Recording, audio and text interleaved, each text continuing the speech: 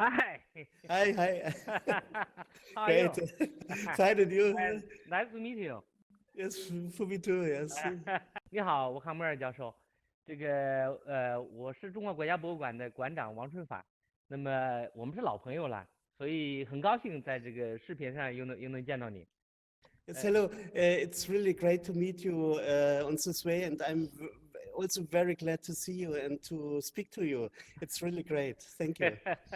我看着你这个气色很好，这个形象、图像也很稳定，声音也很清晰，看来这个网络信号还是很不错的。Yes, I can see you also and hear you perfectly.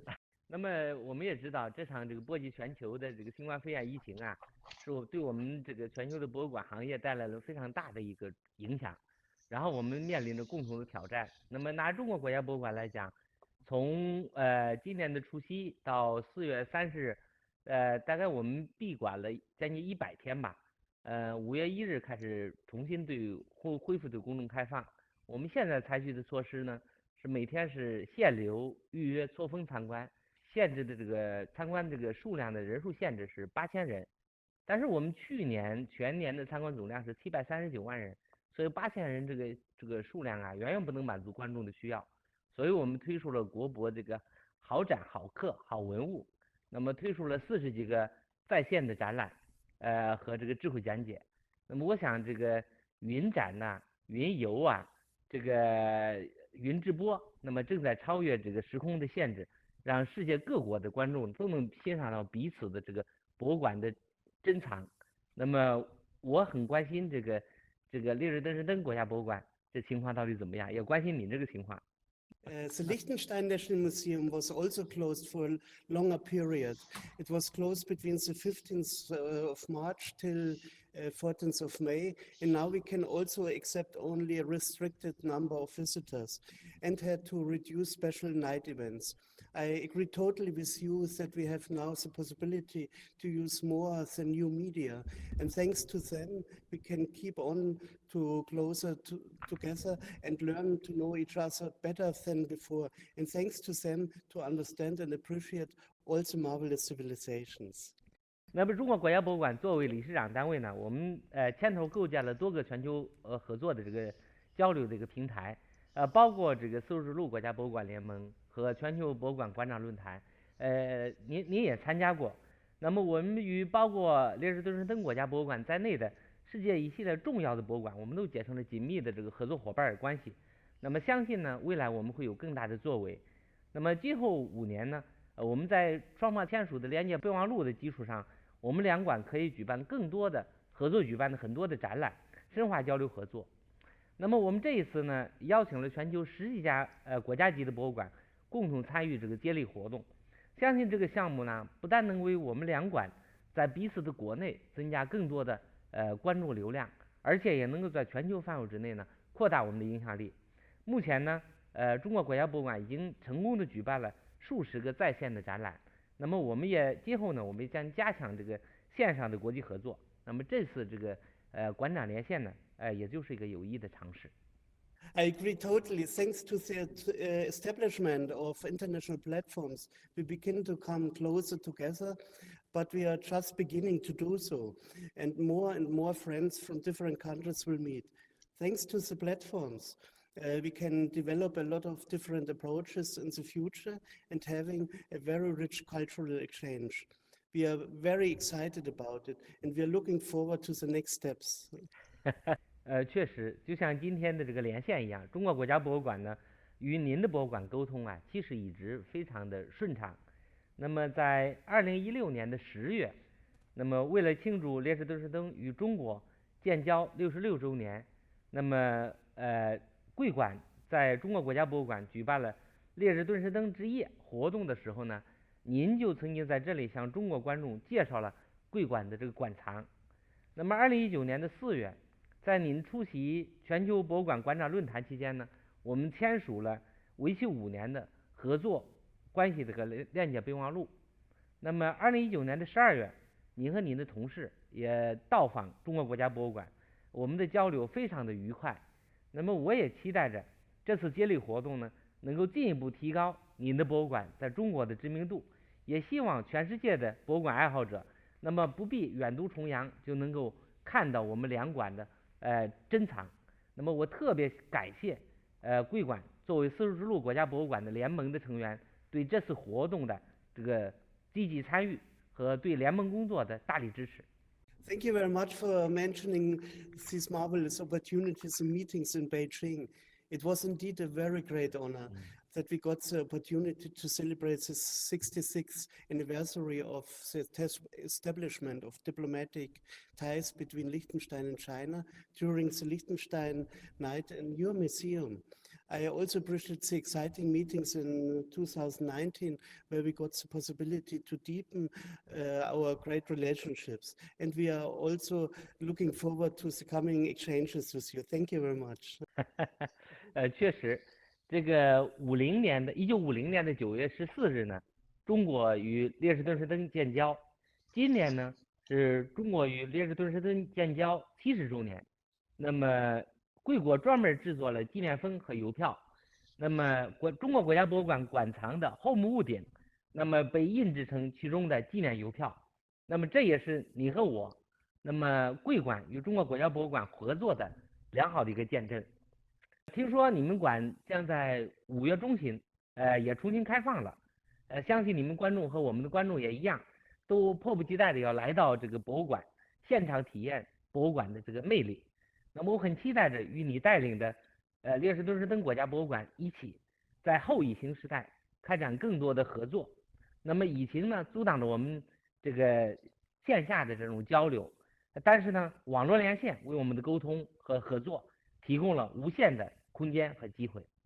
This is very great to hear. China and you are very well known for developing and being highly skillful in working with the new medias. Hence it is great pleasure and honor for us to participate in the treasure hunt relay.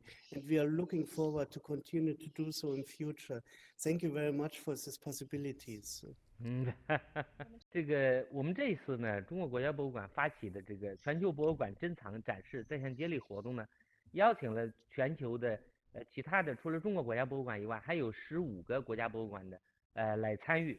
那么请各位馆长来介绍他本馆的这个他最喜欢的这种藏品。那么我对您这个馆长之选也是非常好奇。Thank you very much, and it's really a great moment, and thanks to you and we wanted to thank you very much for introducing and organizing this unique happening, which helps us to come closer together and to use in such a scale the new media. Thank you very much. 你不想给我透露一下你这个馆长之选是怎么选出来的吗？要把它作为一个小秘密吗？ Yes. It's very surprising, you know, we have a lot of different things and I hope you will like it.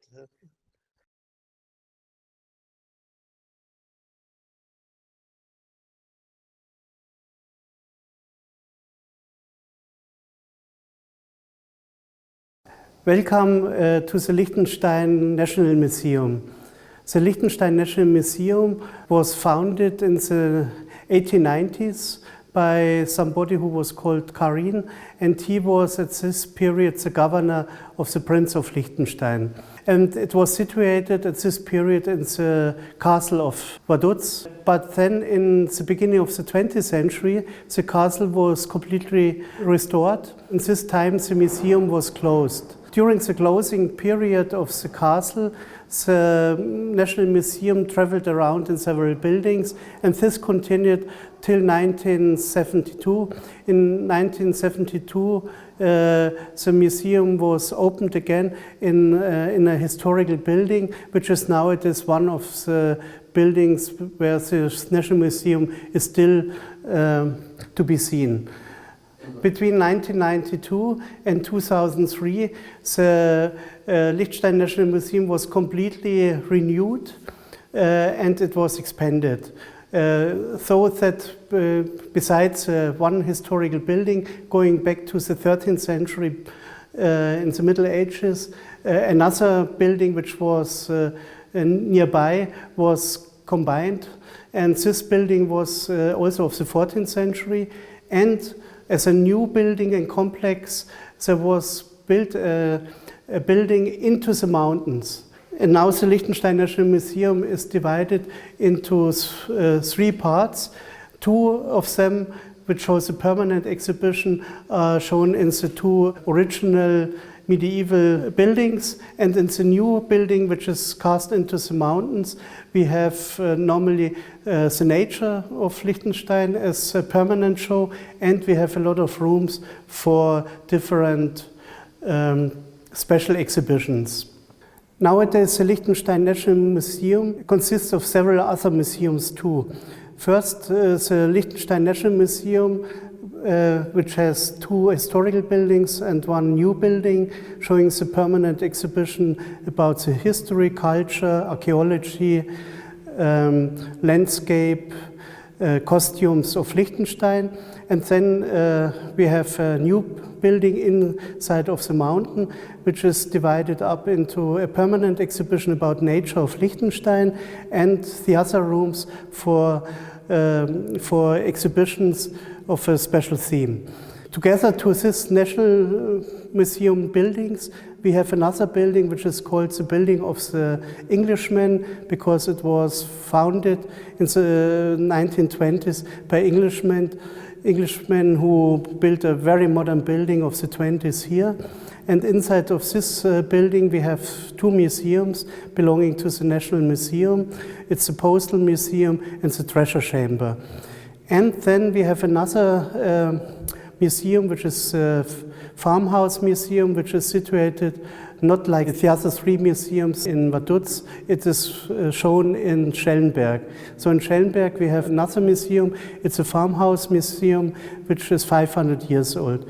So altogether we have 5 buildings belonging to the National Museum and showing all different kinds of attitudes and informations about Liechtenstein. And if you come to Liechtenstein and want to have a good impression about the country, it's the best to come to the Liechtenstein National Museum. And there you get all the information about the country, and then you might feel very comfortable to look around the country in itself. So you are very welcome, and hopefully we will see you soon here in our National Museum of Liechtenstein. The Liechtenstein National Museum shows more than 3,000 objects in about 40 galleries. And to give you an impression, we show you now some galleries in the modern part of the building, which is in the mountain. And here you can see the nature of Liechtenstein, and in this room you see the nature of Liechtenstein in the mountains. Because Liechtenstein is divided up into several parts. It's in a valley which is very low, only by about 500 meters above the ocean, but then it's going up to nearly 3,000 meters. And here you have the impression of the mountains from about 1,500 meters to 3,000 meters who are living in these high mountains. The Liechtenstein National Museum shows also a lot of special exhibitions.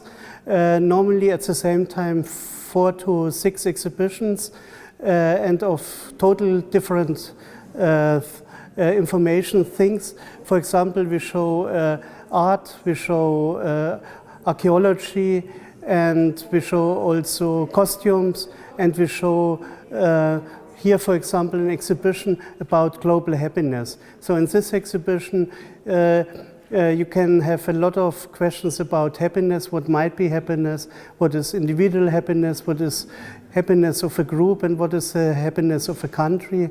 And you can enact very much to yourself, and you can put a lot of questions, or you will get a lot of questions, and so you can think about global happiness. And I think that's a very nice thing in our globalized world, to come closer together by having ideas about global happiness.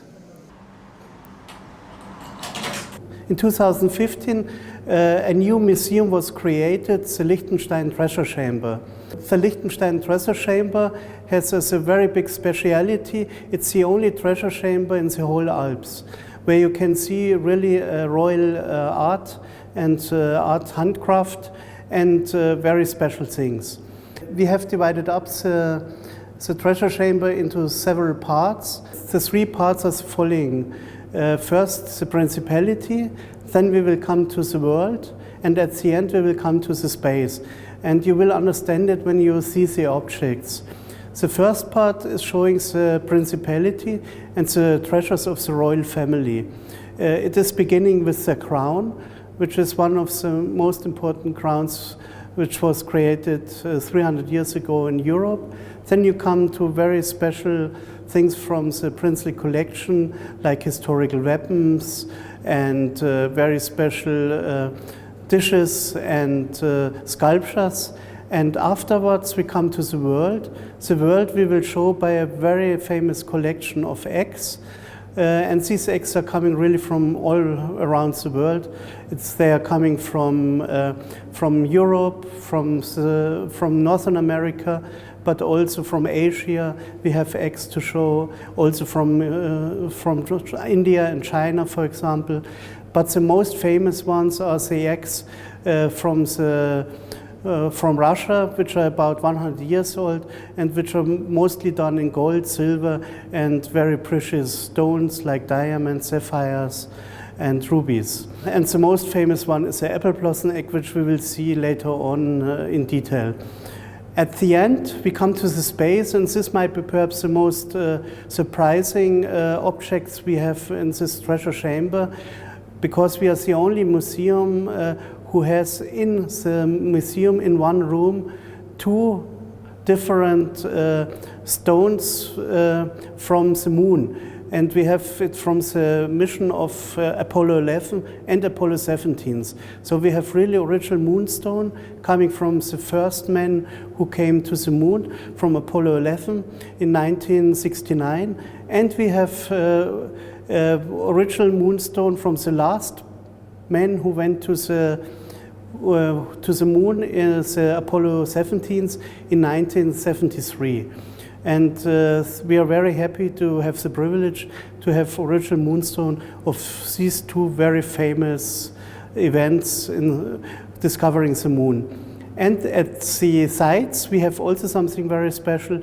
You can see the Rhine River, painted by a very famous Swiss painter 200 years ago. And it was the only time where the Rhine River, which is one of the most famous and biggest rivers of Europe, were painted really from the origins coming to the ocean. And we have the very famous collection, which was the only one ever done by any artist. And at the end, we see also something which is very famous. Liechtenstein is famous for stamps, and there you can see the first drafts and drawings to design the first stamp of Liechtenstein, which was done in 1912. In 1930, the Postal Museum was opened, and in 2006 it became part of the Liechtenstein National Museum. In this museum you can see the whole series of old stamps made in Liechtenstein from the beginning, from 1912 till nowadays. Also with a lot of Chinese stamps you can see here and discover from all over the world stamps. Besides this, we have, and that's really a big treasure, we have also the drafts of the famous artists who made the stamps. And that's a tradition which was done already in 1912. In 1912, the first stamp was made by Coloma Moser, and Coloma Moser was at this time one of the most famous artists of Austria, and he was a friend, for example, of Gustav Klimt. So already the first stamp of Liechtenstein was done by an artist, and the tradition is still nowadays that all the stamps are made by artists. And we have of all these artists the drafts before they were printed. And so you can also see in our museum the drafts of the famous artists who made the stamps, but also you can see how the stamps were made, and you can see a lot of information about postal systems, how it worked. And we have also special exhibitions, and at that moment, for example, we have a very nice exhibition concerning the space laboratories of the world. So you can see not only the American, Russian, but also the Chinese space labs.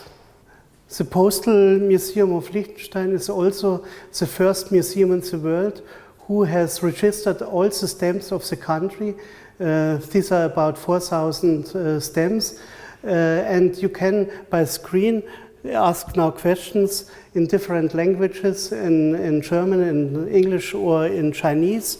And there you can have all informations about the stamps, and if you like some special stamps, you can put it on and you can send it even as email to you at home.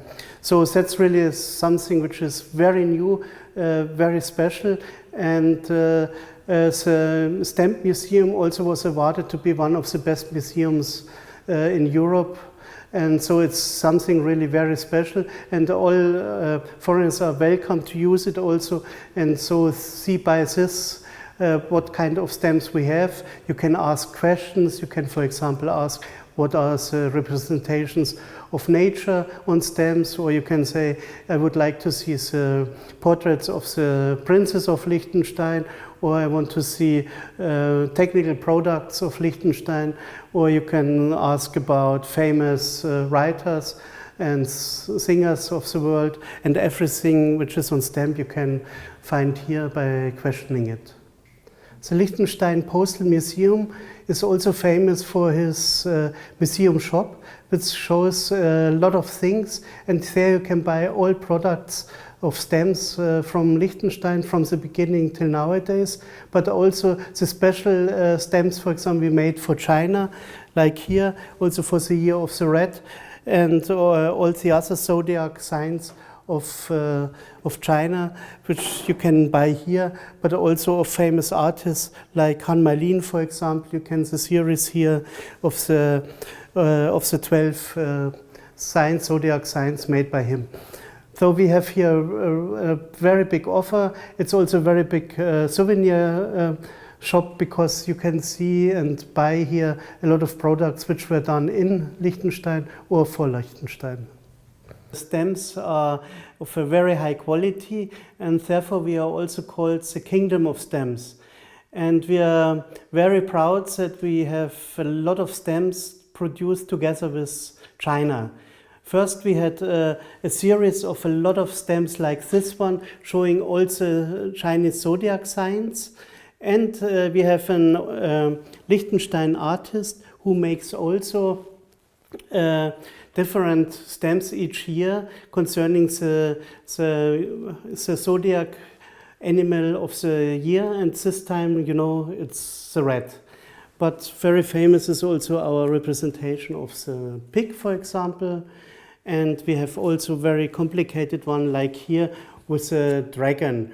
And the special thing is we were in Liechtenstein the first country who made also stamps with laser technique. Everything you see here was cut out by laser, and you have to do it individually for each of these stamps, and therefore it's a lot of work to do it. And we were the first who did it, and we are still the best one, because some other countries tried to do it with the same quality, but they didn't succeed. But the most important for us is this year, these stamps which we will produce. It's linked with the 70 years of relationship between China and Liechtenstein. And we are very proud to have the series of 10 different stamps, all relating each other. You see first the Forbidden City, and down you see the castle of our Prince of Liechtenstein. Then as the next you will see a typical, which you know best, Chinese instrument called gujin. And below you see a trumpeter, and the trumpeter, that's something very typical for our music concerts. And he is also in the costume of Walzer, which of Triesenberg, which is a village in Liechtenstein. The next one are typical beverages. For you, sure, everybody thinks of your marvelous tea. And in our country, it is wine, and especially the vineyards of our Royal Highness, the Prince of Liechtenstein, has his own wine, and you can taste it here, and it's a very good wine, and Liechtenstein is already famous for wine for 2,000 years. Then the next sport, and we thought it's very nice to show, which you're famous for in China. It's Tai Chi, and here you see one of the famous masters of Tai Chi. His name is Chen Wang. And below you see something which is typical for Liechtenstein. Liechtenstein is in the mountains, and we have therefore a lot of snow in winter times. And Liechtenstein is famous for winter sport. And one special thing is luching. And here you see a lucha of the Chinese team. And why? Because the trainee of the Chinese national team is from Liechtenstein. His name is Wolfgang, and he is training now the Chinese national team for the next Olympic Winter Games. And last but not least, and that's very important, to show also the relationship between the museums, between the Museum of the National Museum of China and between the National Museum of Liechtenstein. Biggest cauldron, ritual cauldron, which is so old was found.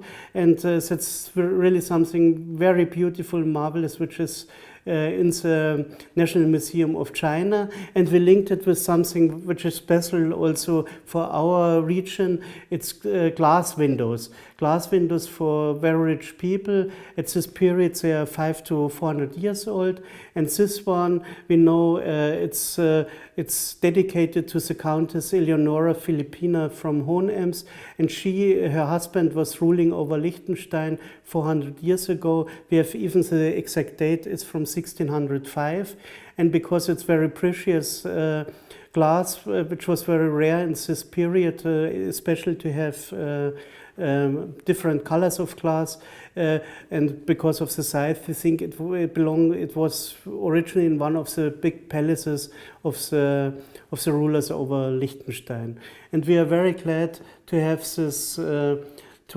this possibility to work very close with China and very close with the National Museum of China.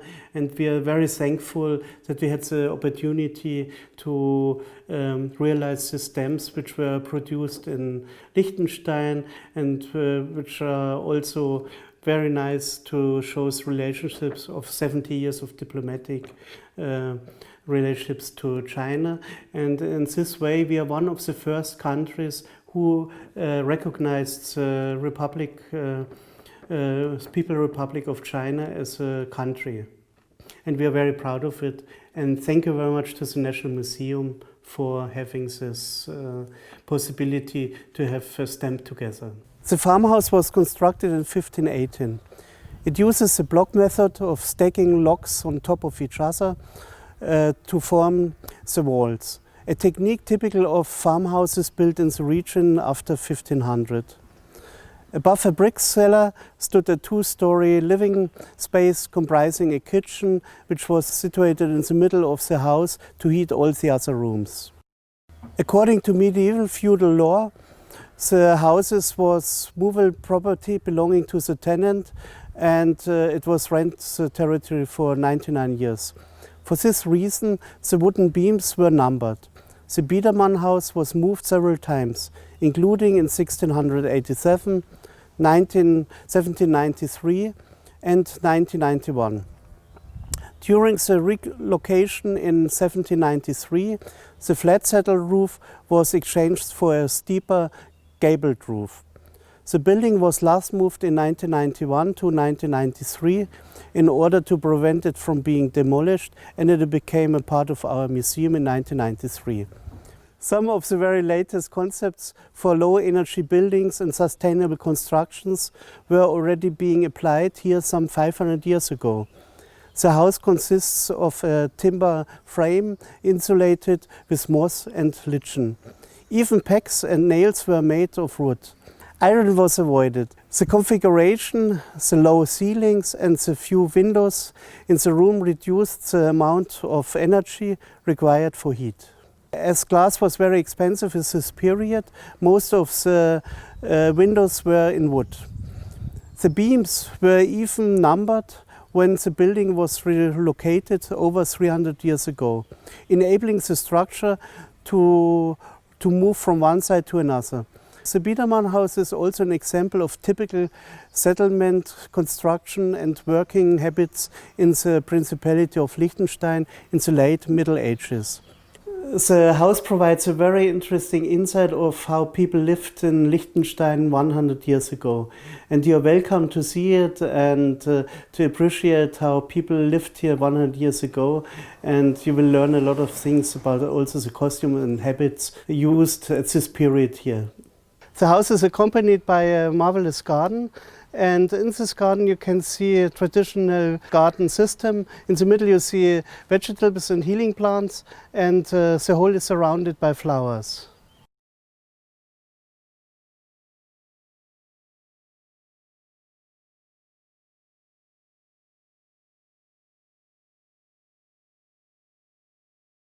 One of the most famous objects we have in our museum is a very famous egg by Faberge. Faberge was a goldsmith of Russia. He first went to Germany to learn to be a goldsmith and went then to St. Petersburg, where he opened an own workshop and began to make very precious eggs.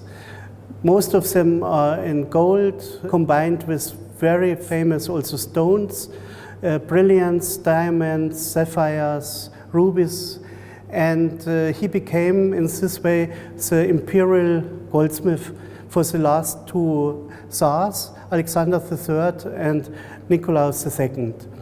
And he created between 1885 and 1916 about 50 luxurious eggs for the family of the Tsar. It was always the Tsar who gave it, ordered it, and he combined it always. One was for his mother and one was for his wife. And so each year two were produced, one for the mother and one for the wife of the Tsar.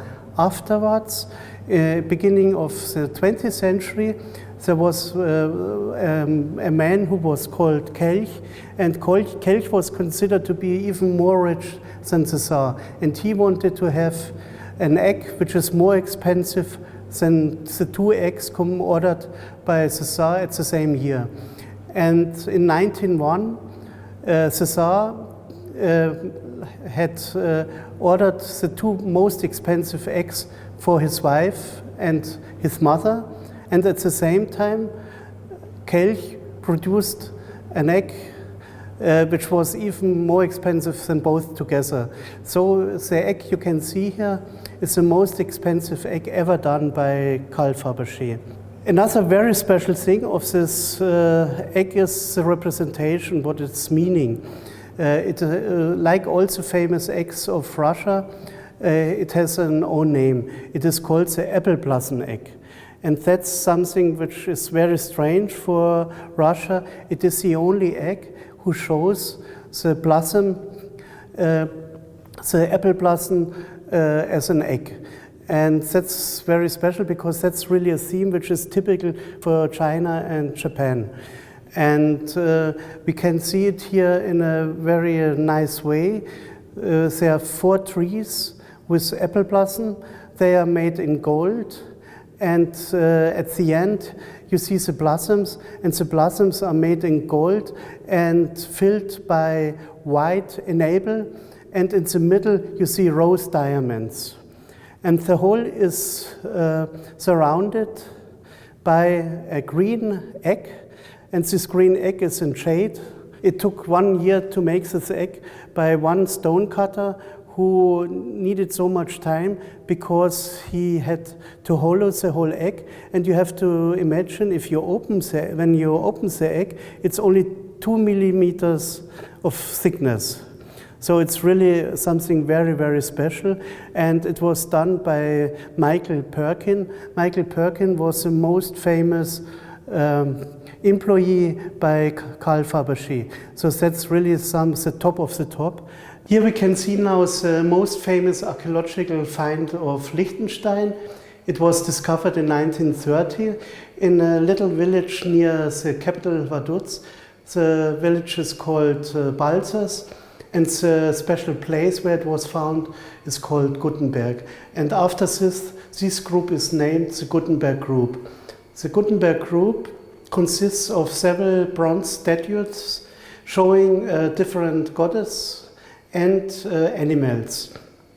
The oldest one was made in 500 BC and was probably the main god who was represented in a sanctuary. And this sanctuary was at this period devoted to the god of war, and after this it was called the Mars statue. But it belonged to the Celts. The Celts have been peoples who first lived especially in France and southern Germany and Austria, and during the centuries they became more and more strong and invaded other parts of Europe, and finally in the 4th and 3rd century they, for example, conquered also Rome in Italy. They went to Greece and destroyed Delphi, and afterwards even some parts went into Asia and came to near Anatolia, to Turkey, and it was a very big empire.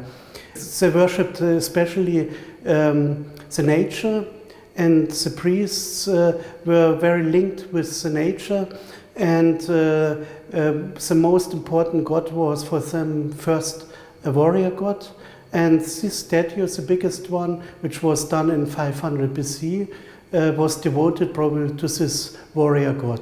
This warrior god became, during the centuries, more special powers, and he became not only a warrior god, but also a god of fertility. First it was combined, so some of the figures show him as a warrior and at the same time as a god of fertility. During the 3rd and 2nd century BC, he was mostly a fertility god. And this you see on the representations.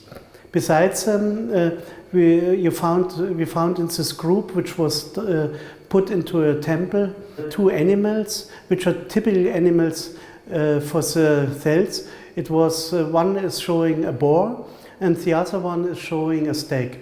And both are symbols of fertility and also of mighty powers. And because both of them have either teeth or antlers which are very, very pointed, and with this point they killed the bad things, and therefore they were venerated also by the Celts in a special way. And this group is the only group ever found in the whole Celtic regions, from France going till Anatolia and Turkey, where we found a sanctuary with the original gods shown as statues. So that's really something very special, also for whole Europe and Western Asia. And we are very proud to have these famous statues, and these are really of one of the most famous also people of ancient times in Europe, the Celts. Now we are in the Gothic room. It's a historical room which was done about 1500, and this was in this medieval building. It was a kind of hotel, and it was at the same time also a station for taxis. And in this room was a dining room for people who came here and were sleeping in the hotel, and then they could also eat here. And in this historical special room we have treasures which were found in Liechtenstein, and in Liechtenstein we found regularly a lot of coin treasures. And that's because Liechtenstein was a very important part of the extension of the Silk Road. You have to imagine, since the medieval, since already a very long time ago, the Silk Road was established from China to Venice in Italy. And when silk, for example, came to Venice, it was put forward also to other regions in Europe. And from Venice it came over Milan in Italy, it came to Switzerland and to Liechtenstein, and this main road from Liechtenstein went over to Middle and Northern Europe. And therefore also Liechtenstein is a part of the Silk Road in ancient times, and we can prove it also by all these coin hoard finds. Because on this coin, for example, like this one, which is a treasure which was buried in about 1360 or 1365, we found a lot of different coins. And these coins, like the gold coins, are coming from Italy, and the silver coins are coming from Switzerland, from northern Germany, and from Austria and Hungary. So you see, this was one of the main roads linking the Mediterranean part and Italy to the northern part of Europe, to northern Germany and Scandinavia, and it crossed via the Silk Road also Liechtenstein. And therefore this is a very important document to show that a lot of people also used this road. And this building here especially was built for this reason, because here it was a kind of hotel where you can release during your trip from North Europe to Italy, or the country from Italy to North Europe. And a lot of people were sleeping here, also very famous people, like for us very important, a very famous German writer, Goethe. When he went to Italy, he crossed this part and he was sleeping also in this historical building, which is now it is a part of the Liechtenstein National Museum. So we are very proud to be part and extension of the Silk Road, and that Liechtenstein always have been a linking country, linking Northern Europe with Southern Europe. This lantern wheel is from the parish church of Biedermann, a little village close to the capital of Liechtenstein, Vaduz. It's about 10 kilometers far away. The wheel is said to have been donated by two women from the neighboring Swiss parish of Haag.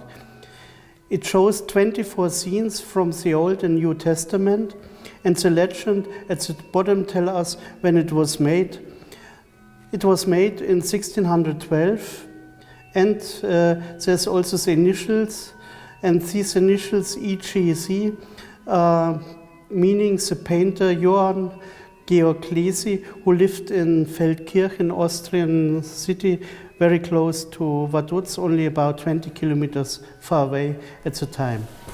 Lantern wheels of this size were hung at the chancel in the church during Lent, as, according to Catholic tradition, all crucifixes had to be shrouded in these weeks before Easter. Only on Easter Wednesday were they revealed again to the faithful when the part of St. Luke's Gospel is read where it says, "Then the wheel of the temple was torn down the middle." Lantern wheels such as that in Biedermann were also drawn to the side at Requiem Masses during Lent and during readings from the Bible. The wheel has a height of 4 meters 70 centimeters and a broad of 6 meters 30. 10 vertical lines of the wheel was put together. The 24 scenes are 90 centimeters of height. The textile was painted with the illustrations. Below each scene, the theme of representations is written down and the allusion of the Bible is cited. But why this wheel is so important? Because nowadays we have only still 5 preserved in the world. 500 years ago, it was common to have it in nearly all churches in Middle and Southern Europe, but all of them vanished except 5 which are still existing, and 4 of them are normally not displayed. They are in churches and not seen, and that's really the only big lantern wheel which is open to the public. So what you see here is really something unique in the world. In the first row, we see scenes of the Old Testament. Perhaps the beginning is also one of the most important legends of the Old Testament. It's showing the creation of the world, combined with the creation of Eva, the wife of Adam. You see Adam lying naked on the earth, and out of his body is coming his wife Eva. And on the right upper part you see Eva and Adam close to a tree, and at this tree there was apples, and it was forbidden to them to eat them, but Eva was convinced by a serpent, which was the devil, to eat an apple, and because she did something which was forbidden, they had to leave the paradise. Several generations later on, a lot of people lived all over the world, but became more and more bad, and then God decided to destroy all of them, except one couple who worshipped God very much, and this was Noah. And Noah was called to build up a ship, and invited all different kind of animals to come into the ship and to survive the heavy raining. And the heavy raining made an ocean of the whole world, and only the people who lived in the Ark of Noah survived.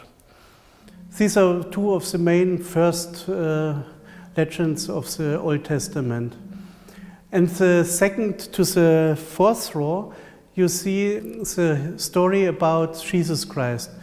And on the second floor, on the left side, the first one is the Annunciation. You see an angel to the left who is telling Maria, which is staying beside a bed, that soon she will get a child, which is the child of God, Jesus Christ. And on the next panel to it, you see the birth of Jesus Christ, and you see the young baby on a little bed, and surrounded by two angels who are worshipping here, and also his mother Maria worshipping him. And in the background you see his father Saint Joseph looking at it, and on the background you see three shepherds, and the three shepherds were admiring the birth of Jesus Christ. At the end of the second row, to the right, you see a famous subject of the New Testament. It's the Last Supper. You see in the middle Jesus Christ sitting around, and around him the 12 apostles who are looking at him and having together the Last Supper the day before he was kept and killed. At the third row to the right, you see Jesus Christ carrying the cross, and he was helped in one little period also by a man.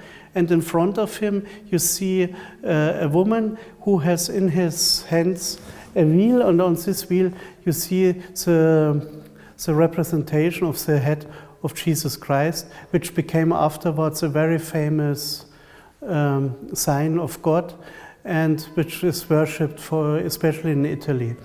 In the middle of the last row, you see the resurrection of Jesus Christ. He is above his own tomb, and it is said after 3 days of death, he resurrected. And you see beside him four soldiers who had to protect the tomb by worshippers. And the last scene of the whole story you can see here. It's the Last Judgment. It is in the church belief that after a certain period there will be a last judgment about all people, about how they lived and what will happen to them. And there you see in the scene in the middle, you see God sitting on a kind of throne, which is the world. And beside him you see on the left Maria, and below you see an angel who is showing the way to the paradise for the people who have been good. And on the right lower part, you see the people who were very bad in her life and are condemned to go to the hell. And the hell is shown as being like a fire with dragons, demons, who were eating them. And you see two devils who are leading the bad man into the hell. Here we see a very important painting, which was in a church or in a chapel of a castle, and which is very important for the development of landscape paintings in Europe. But before we are coming to the theme of this altar, we can see also the origin of this painting. It's a typical painting of the Alps, but we don't know actually where it is coming from. That's still a mystery. But we know that it was in an auction in the 1950s, and at this period it belonged to a princess of Liechtenstein, and it was bought by a Jewish woman, and she gave it only 9 years ago to the museum as a gift, with the contents that she said she wants to give this very important painting to the National Museum of Liechtenstein, because once in the 30s the Liechtenstein rescued her life. In this period, in the 1930s and 1940s, the Nazis were ruling over Germany, and a lot of Jewish people and political people tried to escape from Germany. And Liechtenstein, a lot of these very intellectual and religious people were rescued. And thanks to this, we have, for example, this altar, but we have also a lot of other gifts from people who were rescued by Liechtenstein in this very difficult period of the 1930s and beginning of the 1940s. Here, the special thing is first, the subject in itself is very typical for the period of about 1500. You see in the middle, in the main part, you see Maria with child Jesus Christ, and behind her you can see her husband Saint Joseph, and on the other side you see the parents of Maria. It's Saint Anna and Saint Joachim, and both of them, all of them are looking to the center where you see the young child, and this child is Jesus Christ. That's still a normal representation of the period, and also what is normal that you have on bigger altars, and this bigger altar shows that it was either originally in a very big church or in a very big chapel of a castle, and there you see other figures of saints. To the left, on the left wing, you see the Holy Martin.